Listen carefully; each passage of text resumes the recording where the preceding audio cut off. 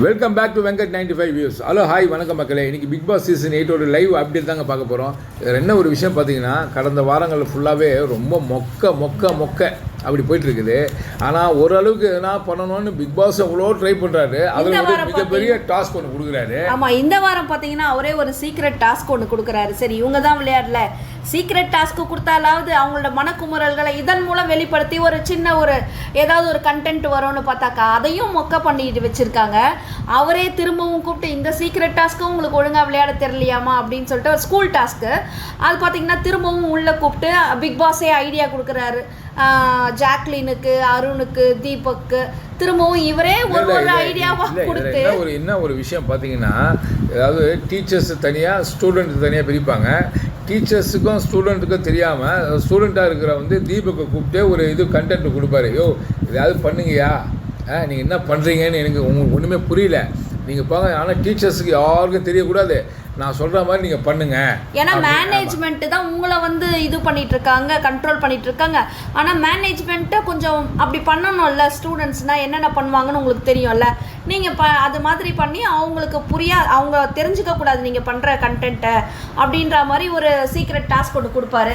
அவங்களும் என்ன பண்ணுவாங்க, ஸ்டார்ட் பண்ணுவாங்க, சண்டை போடுற மாதிரி. ராணுவ அதில் சூப்பராக பண்ணியிருக்காரு அவரோட. சௌந்தர்யா சான்ஸே இல்லைங்க. ஆமாங்க, அது ரொம்ப அழகாக இருந்தது. பார்த்தீங்கன்னா பயங்கரமாக அதாவது இந்த லவ்க்கான ஒரு ஃபைட் மாதிரி தொடங்கி ரொம்ப என்ன பண்ணுறானுங்க இவனுங்கன்னு திக்குமுக்காடுற அளவுக்கு ஜாக்லினும் அருணுக்கும் எதுவுமே புரியலை. வர்ஷினி அவங்க ரோலை சூப்பராக பண்ணியிருக்காங்க. ஜாக்லின் உண்மையாலுமே தான் பண்ணுறீங்களா, இல்லைனா பர்சனலாக ஏதாவது அட்டாக் பண்ணுற மாதிரி பேசுகிறீங்களா அப்படின்னு ஜாக்லினுக்கு ஒரே கன்ஃபியூஷன் ஆயிடுச்சு.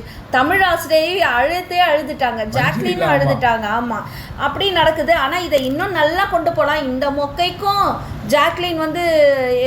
ஜாக்லின்னு தமிழ் ஆசிரியர்லாம் ஹர்ட் ஆகி அழுதது நல்லா இருந்தது. பரவாயில்ல, அந்த ரோலை ஓரளவுக்கு பண்ணியிருக்காங்கன்னு. என்ன ஒன்று, இவங்க விளையாடுற விளையாட்டை பிக் பாஸே ஒரு டாஸ்க்கு மேலே டாஸ்க்கு, அந்த டாஸ்க் என்னமோ புதிர் மாதிரி பண்ணி பிக் பாஸே விளையாடி இருக்கலாம் போல. உள்ள உட்காந்து பிக் பாஸ் வாய்ஸ் ஓவர் பண்ணுறதை விட அவரே உள்ளே விளையாடலாம் போல இருக்கு. எவ்வளோதான் எடுத்து கொடுப்பாருன்னு தெரியல. ஆனால் உண்மையிலேயே நம்ம பார்த்த பிக் பாஸ் சீசனு 8 தான் ஒஸ்ட்டு கண்டஸ்டன்ட்டுன்னு சொல்லாங்க. ஏன்னா யாருமே இல்லை.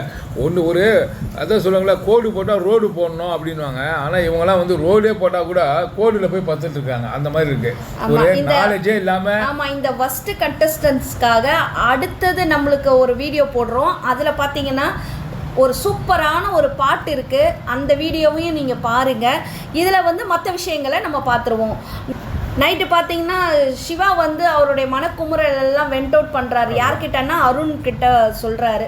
தீபக் இன்சல்ட் பண்ணதை, அவரோட மனசு கஷ்டத்தை, ப்ளஸ் வெளியில் சுஜாவோட தீபக் நடித்த படத்தினால ஏதாவது அவங்களுக்குள்ள மிஸ் அண்டர்ஸ்டாண்டிங்கில் இருந்து அவர் என்னை அந்த ரிவெஞ்சுக்கு இங்கே பண்ணுறாரா என்னன்னு எனக்கு எதுவுமே புரியல அப்படின்ற மாதிரி அவர் பேசிகிட்டு இருக்காரு. அழுததையும் சொல்கிறாரு. அதுக்கு இவங்க 2 பேருக்குள்ள, அருணுக்கும் சிவாவுக்கும் நல்ல ஒரு பாண்டிங் கிரியேட் ஆகுது அந்த இடத்துல. இதுக்கு நடுவில் பார்த்தீங்கன்னா பாய்ஸ் ஹாஸ்டல்லேருந்து விஷால் என்ன பண்ணுறாரு, எகிரி குதிச்சு அந்த கேர்ள்ஸ் ஹாஸ்டலுக்குள்ளே போயிட்டு அன்ஷிதா, ஆமாம், தர்ஷிகா இவங்கெல்லாம் கூப்பிட்டு அவர் உள்ளே போகிறாரு. ஆனால் அதுலேயும் என்ன சொல்கிறது, மொக்க பண்ணி தான் உடனே தமிழாசிரியை எழுப்பி விட்டுறாங்க. உடனே அப்படியே இவர் வெளியில் ஓடி வந்துடுறாரு. ஓரளவுக்கு சரி பரவாயில்ல ஏதோ. ஆனால் யாரையுமே தூங்க விடாமல் இரிட்டேட் பண்ணுற மாதிரி ஒரு சீனை க்ரியேட் பண்ணியிருக்காங்க. அதை நல்லா பண்ணியிருக்கலாம். இது என்னத்தை பண்ணுறது சொல்கிறதுனே தெரியல. உடனே என்ன பண்ண, வார்டன் நான் சிவாவை கூப்பிட்டு இது மாதிரி பண்ணுறாங்கன்னு சொன்னதையும் உடனே வார்டனும் அருணும் என்ன பண்ணுறாங்க, அதுக்கான ரெஸ்பான்சிபிளாக இருந்து வார்டன் தான் என்ன பண்ணுறாரு, அந்த டோருக்கெலாம் சோஃபாஸு சேர்ஸ் எல்லாம் எடுத்து தலைக்கீழாக கவுத்து போட்டு ஒரு ப்ரிகாஷனாக இவர் வெளியில் வராதபடி பார்த்துக்கிறாங்க. 2 பேரும் 2 ஹாஸ்டல்லேருந்தும் பிள்ளைங்க யாரும் வெளியில் வரக்கூடாதுன்ற மாதிரி ஒரு ஐடியா பண்ணி அவர் தூங்கவே இல்லைன்னு வச்சுக்கிங்களேன். சிவா நைட்டெல்லாம் தூங்காமல் தான் முழிச்சிட்டு இருந்தார். அந்த ரோலை சிவா அவருக்கான ரோலை அழகாக பண்ணியிருக்காரு. இதில் என்ன அடுத்த வீடியோ போடுவேன், அதை கண்டிப்பாக நீங்கள் பாருங்கள். ஃபர்ஸ்ட் கிளாஸ் சாங்கோடு நாங்கள் போடுறோம். அடுத்தது பார்த்தீங்கன்னா மார்னிங் டாஸ்க்கு தான் சில்ட்ரன்ஸ் டே செலிப்ரேட் பண்ணுறாங்க. இதில் பார்த்தீங்கன்னா சௌந்தர்யா அண்ட் சிவாவோட பெர்ஃபார்மன்ஸ் சூப்பர் சொல்லலாம்.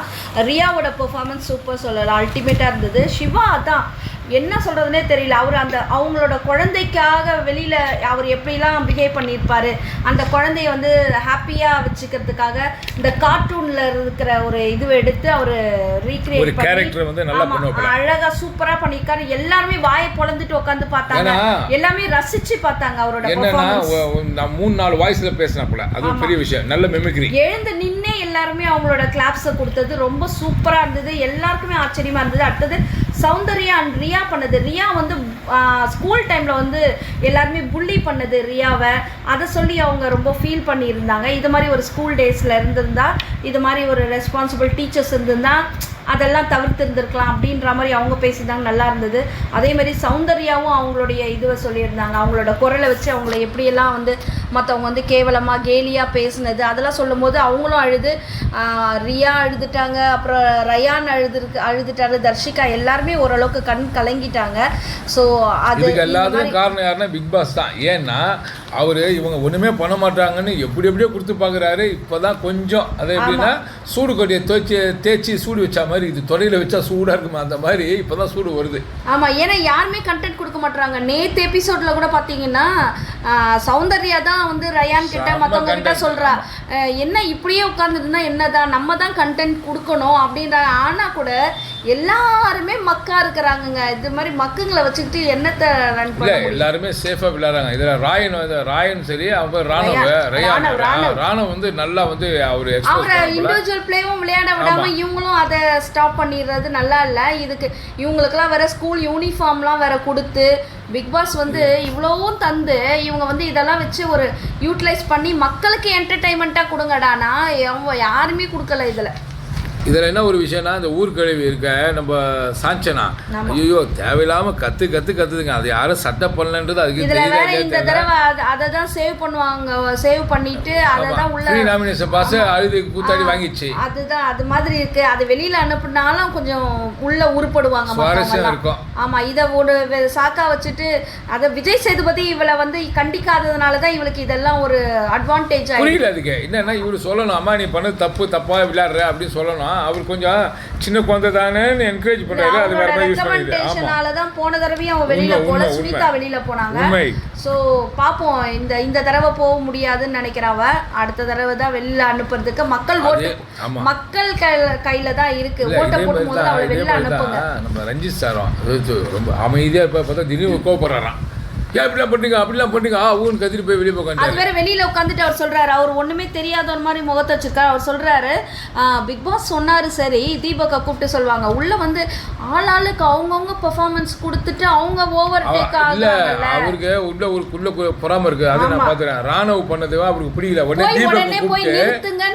தீபக்கு கூப்பிட்டு இல்ல நிறுத்துங்கன்னா, அப்பா நீங்க எல்லாருமே வந்து இது ஒரு ஆளுகளம், எல்லாம் விளையாடுங்க, விளையாட தெரிஞ்சவன் ஜெயிக்க போறான், அடிக்க போறான். நீங்களா வந்து அவ்வளவு பெரிய ஆளா, நீ இதுவரையும் நீங்க ரஞ்சித் சார் ஓபனா சொல்ல நீங்க இதுவரையும் விளையாடவே இல்ல, சவாரி செய்யறாரு. ஆமா, அதை ஃபர்ஸ்ட் அவரு மாத்திக்கணும். அதை உட்காந்துட்டு ஏன்னா பெரியவர் நல்லவர் வல்லவர் இப்படி உங்களை பேசிட்டு இருக்கிறாங்க. அதே மாதிரி தீபக் வந்து சீனியர் பேசிட்டு இருக்காங்க. அப்படி என்ன சீனியர் நாங்க பார்க்கல. அது மக்களுக்கு சிவாவும் அதை பதிவிடுறார்.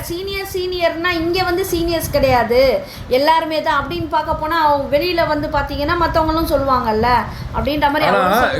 இப்போ வைல்டு கார்டு என்ட்ரியில் வந்து சிவா பண்ண பர்ஃபார்மன்ஸில் ஒரு 1% கூட தீபக் பண்ணல. இதான் உண்மை. உள்ளே இருக்கிறவங்க வேற யாருமே பண்ணல. நீங்களே கமெண்ட் பண்ணுங்க.